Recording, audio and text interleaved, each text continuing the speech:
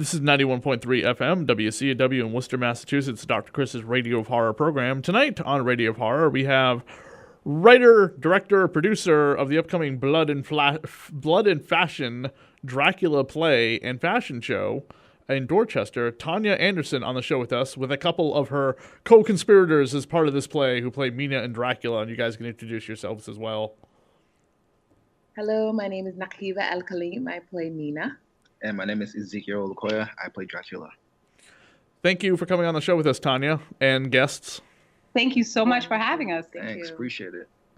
Tania, tell us a little bit about your background in theater and play production, as well as breaking into the horror industry in a very unique way.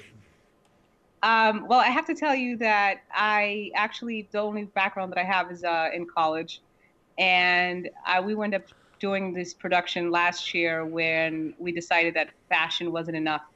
It wasn't enough, meaning that we needed to tell the story of each design and what was happening, or what the dress or the gown or the costume needed to tell the audience. So I decided, why not? I have some experience with theater. Why not take it to the Strand Theater and create platforms where Boston artists could come and have the opportunity to show their creativity. How did you put together this play? I mean, is it relatively easy to kind of put together a play? Absolutely not.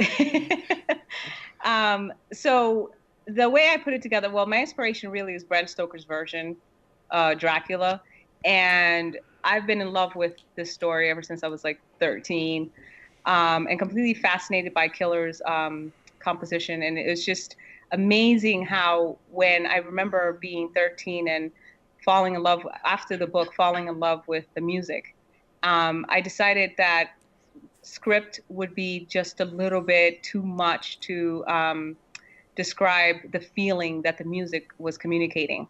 So I said, why not do it like a silent film, do a silent play? So I wrote it in a way where you would just read the script, so it's a little bit less. There's no talking, a lot of hissing and grunting and screaming, but no talking. And so I began to recruit. I began to tell the story to different artists.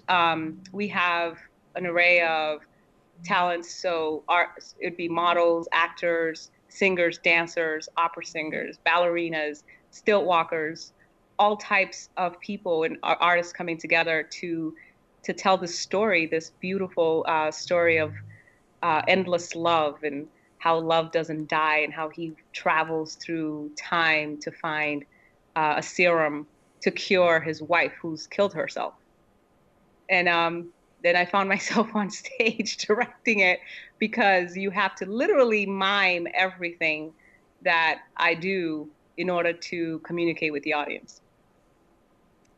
So in this story, Dracula travels through time, like how does he travel through time? I mean, because of the fact he's a vampire, he travels through time to get this cure for his wife? Or does he use like a TARDIS or some type of flux capacitor or something? Because the way you make it sounds like he's going to go back to the time period when his wife killed herself and cure her, whereas like he would just be like, well, I'm going to live forever, and this girl will be reincarnated one day, and I'll just get with the girl who she's reincarnated with, which is basically what he does. Which is kind of grimy. I mean, I'd prefer that he somehow understood that her spirit somehow connected to a parallel universe, and it was all one Mina, and that he maintained loyal to that one Mina in spirit, right? So sort of what you said, the time travel actually happened last year at the Strand. What we did is we took the fashion part and we created a time travel. So Dracula is actually a physicist who travels through time in a time machine and goes and stops in different countries and different eras, right? So you would see him stop in Africa in the future. Then he ended up ending in, I think it was 1800 Asia. He was in the 70s. He was in the 50s, rock and roll era. He was in roaring 20s. And I think he ended somehow in Transylvania. And so there were different dance performances that display the era or time or the fashion the hair, from the hair to the makeup, that would tell you exactly where they were in the time period that he was in. Finally, he gets trapped in a parallel universe where he sees another version of Mina, but yet same Mina in spirit.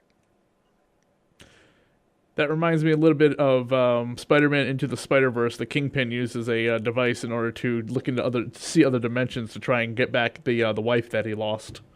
Wow. Well, great minds think alike, I guess. I have not watched that version. Awesome movie, by the way. It was so good. I watched it 3 times. Just Awesome. once for me. And at the time that we're recording this, during the Academy Awards are actually being broadcast right now. Spider-Man's up for a best Oscar for animation. But that sounds very similar to that I was when the way you first described it. So does he encounter like the other characters like Van Helsing and Arthur Homewood and Jack Stewart and Jonathan Harker and does he have traveling companions with his 3 wives? No, just the only travel companion he has. We call him Bruno. But his the person who's obsessed with him and who's Dracula promised to give him eternal life, and so sort of a servant, but no one else, just Jonathan and Van Helsing that he winds up running into. Yeah, otherwise you have like 10 characters you have to work into a play for a silent play. It can be kind of difficult when you have like these 10 characters and you need to each have them do something. Precisely. So. This play particularly, let me take it back a little bit. We have 5 scenes, and it's a very short play. It's only about 45 minutes long, but it's extremely intense. And yes, each character is doing their part where it communicates exactly who they are, their part, their role as it connects to Mina or how it connects to Dracula. It's pretty well done to a point where you don't need any words to communicate it, but we do have on the projector screen, we do have scripts that you can read and understand what's happening in every scene. But the feedback that I got from last year was they don't really need to read anything because they understood exactly what was happening, which is pretty good. It's very difficult to do. And I think when people look at, the short little 5 feet tall little lady, they don't expect as much drama, but, there's a lot of dynamics that goes with directing such thing, and to be able to communicate it in a way that people up in the upper balcony are able to understand what's happening. So this actually is a production that's ever evolving. So this year we decided that we wanted to communicate or raise mental health awareness. So Dracula, the play itself, has taken a turn where for each bite or hypnotism or anything, or casting people under a spell, they're displaying a different type of mental illness. So instead of taking you through a time travel first, where we display the fashion part and then the play, this year we're starting with a play where he's making everybody suffer from some type of illness, and then we go into the fashion part, which is Act 2 after the intermission. And at that point, we are doing different segments to display different coping mechanisms through the arts of dance or singing performances.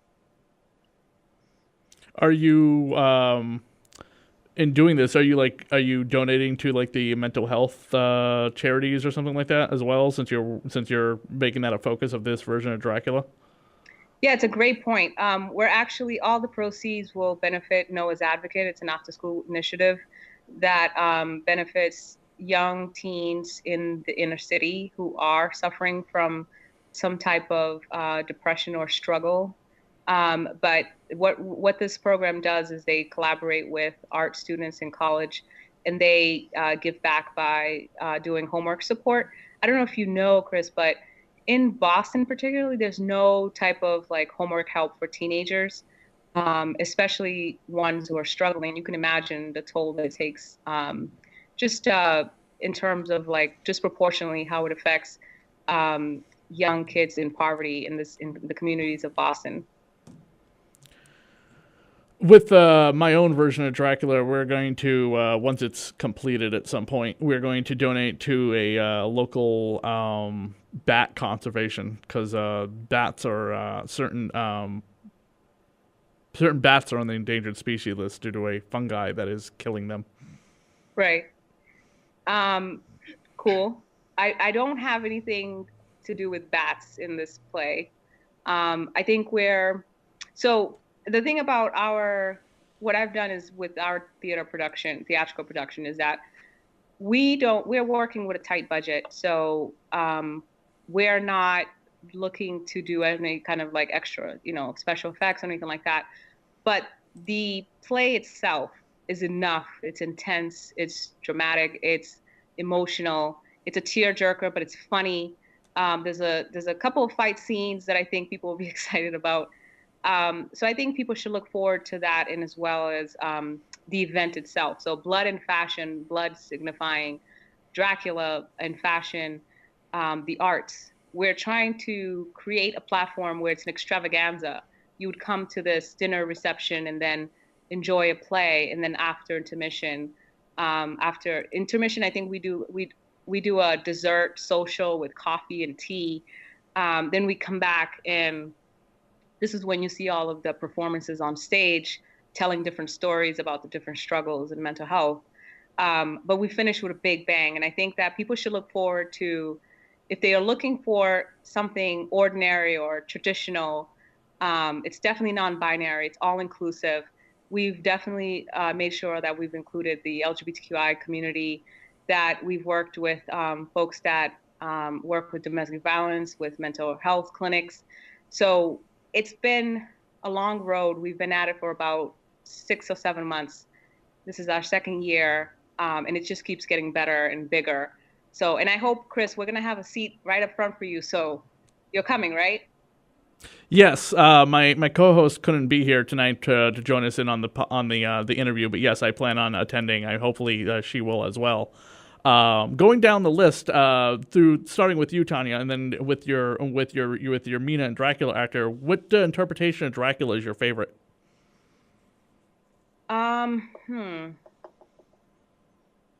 Do you mean what versions of Dracula? In the 100 years that we've had Dracula soon to be 100 years soon, because Dracula started as a Broadway play in the late 20s with Bela Lugosi before it became a movie. So going all the way back in time, all the way up till the most recent version, which I don't think is out yet, for the creator of Sherlock. What would you say your favorite interpretation? Oh, and they're remaking Blackula coming up soon. Which I'm like, okay, if they're gonna do that, Idris Elba should play Blackula. I know. He's so good. Of course, somebody asked me, why does it have to be a black guy? I'm like, because it's Black Dracula. It's Blackula, duh. That's like asking, why does Blade have to be? I'm like, seriously? Maybe you don't know who Blade. Maybe some people don't know that Blade originated as an African American character from Harlem, like Luke Cage. But Blackula, it's in the freaking name. Yeah, that's so funny. Jesus Christ! But yes, I would love to see. I'm looking forward to this supposed Blackula remake coming up. But again, we also have the Dracula coming up from the Sherlock creators. But before we even get that, so let's go up to whatever the last version of Dracula was, which I think was Dracula the Untold, was the last version starring Luke. So good. Luke Goss, Luke Graw, that guy who was in The Hobbit. Yeah, that guy. He was also in the. I love that version. I have to tell you, because he's so dark. It's so crazy. Yeah, but unfortunately, it didn't go anywhere because we're not getting any sequel from it. No. I was disappointed to see that, but I definitely have to go back to Bram Stoker's version. I don't care. I mean, Jonathan, we know that. Wait. Hold on. You mean Bram Stoker's Dracula, the movie by Francis Ford Coppola? Yes. Okay. That's my absolute favorite. There's no one. I'm sorry. Maybe I'm being biased, but who is better than that Dracula? Jonathan, we know why we like. What's that guy's name? Keanu Reeves? Oh, God, that's horrible. He cannot act out of a paper bag in that movie. He's a nice guy. Oh, God, that was terrible. That was as bad as that movie he did last year called Replicas. We know Gary Oldman. I mean, come on. Gary Oldman is great, but not Keanu Reeves. Yeah, stop talking about Keanu Reeves. He's such a nice guy. We like him because he's a nice guy. We know he can't act. But other than John Wick movies. I know, because they finally found a character that fits. Yeah, it only took since 2003's The Matrix, sure. I know. It's all the bad jokes tonight here on Radio of Horror. Oh. Okay, so you like Gary Oldman's Dracula. Okay, what about you, Dracula actor? Honestly, I'm not a big fan, but You are gone. Okay, on to you, Mina. Like, forget him. He's fired. He's out of You here. played Dracula. Jesus Christ. like, I wasn't into. I don't know. I'm not as big as Tanya is, so it's like, it's a hit or miss for me. But The director needs to be, of course, because otherwise she's going to lose her directing and writing cred for making a Dracula production. But I'm not really into Dracula. see, I didn't say anything. I didn't say anything about not getting into Dracula. I like the whole Dracula themes and all that stuff, but never actually, I don't know. I don't have a favorite. Let's just put it that way. I don't have a favorite. Before we get to your actress, I want to say that mine is probably, it's a tie between the late great Sir Christopher Lee, through the 7 films that he played him in, and the actor who played him in The Monster Squad.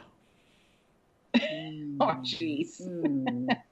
Which is fantastic. Especially, I mean, the only Dracula to pick up a little girl and say, call her a witch, but with a B word because we're on the radio. Oh my God. They should do like a Dracula version in Africa or something. Dracula in Africa? Wasn't that Blackula? Yeah, Blackula came from Africa. Not that creative, I guess. Oh, I mean, but Vampire in Brooklyn, that Dracula was from Africa as well. Horrible.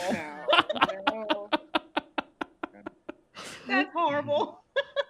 Well, I don't know. Rest assured, Ezekiel is a much better Dracula than he talks about it. For sure. What about what about you? What's your favorite Dracula? Mina, that's Naqibah Al-Kaleen. I do like the Bram Stoker's version just because I'm a dancer by trade and I'm very pulled in by the soundtrack. I love the music. It does something to my soul. So yeah. Do you know that in did the three of you see the season 2 of Stranger Things? No. I did not. No. Sorry. If you go back and watch season 2 of Stranger Things, Winona Ryder, who's a main character on that show, Yeah. she is dating a new guy named Bob, played by oh shoot, now his name forgets me. Sam from the Lord of the Rings, that actor. Oh, okay. I love the name. Not David Harbour. No. That's she kind of. It starts alluding by the end of season 2 that she's going to end up with the sheriff. But Sean Astin of the Goonies fame and Lord of the Rings plays her new boyfriend Bob in season 2.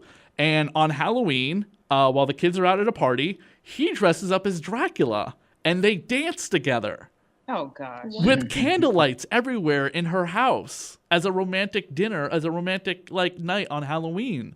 And it's reminiscent of her dancing with Gary Oldman in Bram Stoker's Dracula.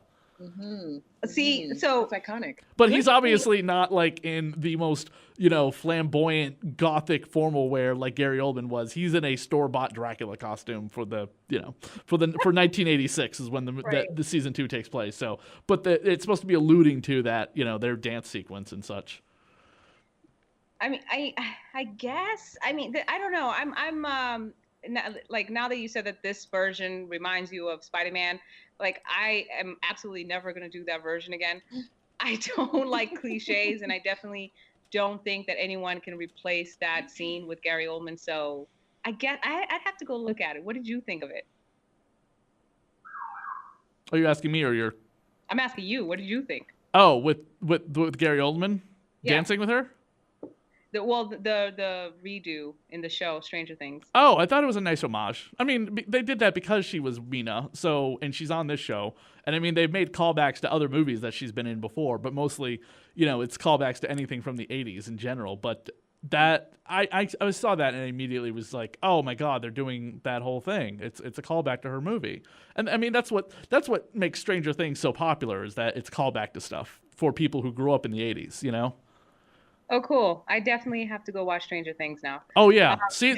I mean, it is a massive amount of references to The Nightmare on Elm Street, Jaws, The Close Encounters of the Third Kind, The Goonies, Space Explorers, the Thing, so on and so forth. There's so many, Yeah, I'm in.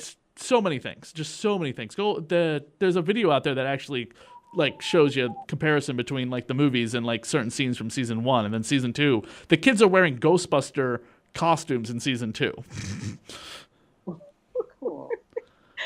I have to watch now. It sounds really interesting. Yeah, and in season 3, which starts in July, they've already said that they've already given us a hint about what season 3 is going to be about. They said there were 2 major movies that came out in 1986.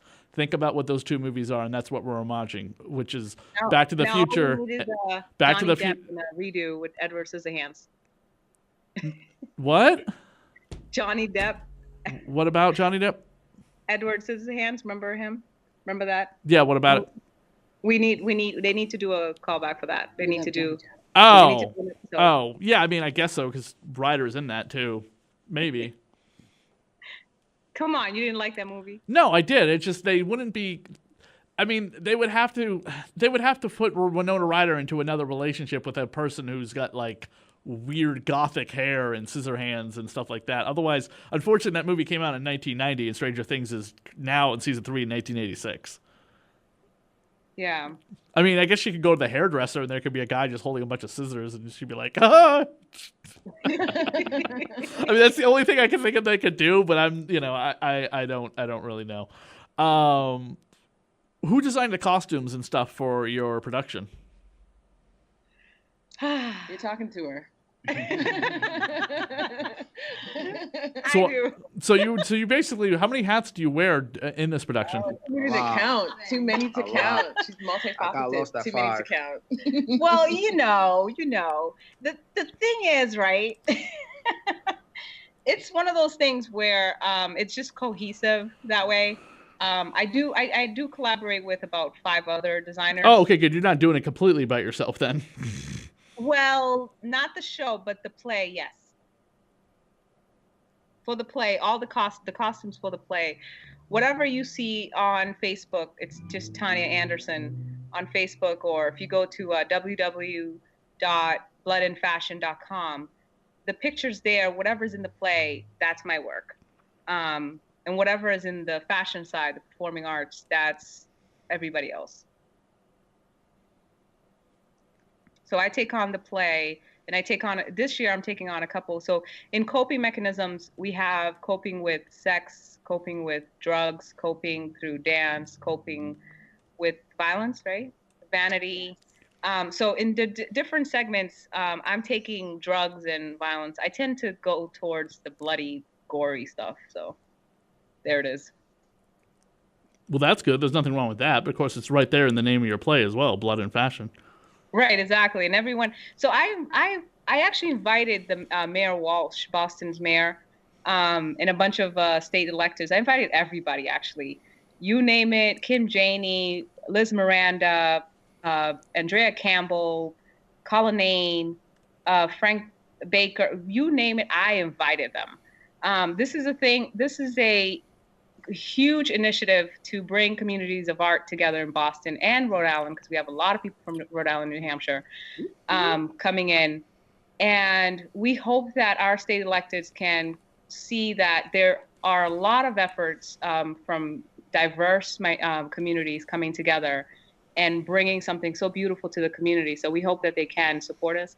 The only thing is, I was like, okay, when they see the name Blood and Fashion, I'm not sure, if they're going to, I don't know, frown upon that. I hope that they understand that this is arts and culture and that they will support it. But we look forward to seeing who's going to respond. Where do you want to do the same play again, or would you like to make it like a story and like it being silent? You mean like there's no music whatsoever either, or is it like a silent movie where there's music but no dialogue? No dialogue, definitely music. I use, of course we can't take credits for any of the music. I use Killer's version from Bram Stoker's Coppola's version. And what I've done is I've taken each soundtrack, each song, or not song, but music, and I've figured out exactly where, what emotion, and what is it communicating. And I've tailored the acting, and you're communicating, but you're communicating with drama, right? Mm-hmm. And I've tailored that to the music. So I've completely rearranged the soundtrack to a point where if you're watching it, you would think that this was how it was originally done, because for each scene, the different compilations, the different like soundtracks that I've put together definitely goes with the feeling, the emotion, the action that's going on stage. What was one of the biggest challenges in playing Dracula, which is this, incredibly iconic role? Were you under deep pressure? Did you feel like you weren't able to, do it at times? It's, role played by thousands of different people over time. Did you kind of just block that all out? Well, honestly, since I just started pursuing my acting career, but to get into the role as Dracula, I needed Tania's help, and I felt like Tania actually played a huge role, Huge. Role. We don't like that word. role upon like me tapping into Dracula, and it wasn't easy. It wasn't easy, of course not, because it was all emotional, and especially there's no dialogue to it. Like I had to tap into like deep inside of me and bring out like all the emotions, like happy, sad, angry, desperate, hunger, like you name it. It's like to the point that I was literally dripping sweat in rehearsal, and that's awesome. And just performing that in front of everyone, and everyone just feeling how I felt performing it, it's a huge accomplishment. And like I said, it wasn't easy, but I thank God for that, and I also thank Tania for that great help and that encouragement. I basically keep a little whip, and She's not kidding. She's not kidding. No. But it's all fun though. It's all fun. But well, yes. So we have the script, we have the story, we have a narration. So before the play, Charles Clemens Mohammed, he comes in and he narrates it for us. He wasn't elected, or he's a community member, big community figure, who comes in and narrates for us. So we engage some people in the community like that. And so you already have an idea of what the story is about. It doesn't tell you what's going to happen, but we talk about the love story and the passion. And then when the play begins, so it sets the tone. So when the play begins, in rehearsals or in bringing out those emotions that he's talking about, I literally have to I have to talk over the acting, and he has to mime my behavior. So I think it's about not me, and I think he's being very honest, very modest. I think it's about looking at the person that you're working with and pulling in deep what their true emotions are. So you may have someone who looks shy, like they have absolutely no talent, but that's not my belief. My belief is that there's something there. So it's about putting them in the right, in the right position to say, okay, maybe you thought you was a model, but you're actually a dancer, or you thought you was a dancer, but you're actually an actor. And being honest about that, because everyone has some sort of sensuality or passion or feeling or talent. You just have to tap into it and show them where that is. And if that takes yelling and shaking and moving people around to get that passion out, that's what I'm here for. Awesome. Well, unfortunately, that's all the time we have here tonight. I appreciate you, all three of you, coming on the show to talk a little bit about this amazing Dracula production. I'm looking forward to checking it out. As soon as I heard about it, I immediately wanted to jump on board to get you on the show with us, Tania, to talk about it, as I'm a huge fan of Dracula, based on as you can tell, based on the material that I sent you, based on my own comic book. And I don't know if I sent you a link to it, but you can watch it and show it to everyone I have a Dracula short film that I did called Dracula's Guest, where Dracula meets my version of Dracula, the female Dracula meets the female Renfield. Yeah, I absolutely loved it. You are super talented. Oh, thank you. I Even though know, my acting in it is super terrible. I thought it was amazing. I showed it to a lot of people. The idea that Dracula is a female, it's fantastic. I can't wait to see the movie. Well, there's no movie, but hold on. Don't go telling anybody that. There is no movie, okay? There's just the short film, but there's going to be a comic book. Chris, I'm calling it into existence. No. Okay, sure. You come up with the budget that we failed on Kickstarter to find. Nobody gets it to you. Own it, accept it. Yeah. But I have thought about turning it into a play. Yes.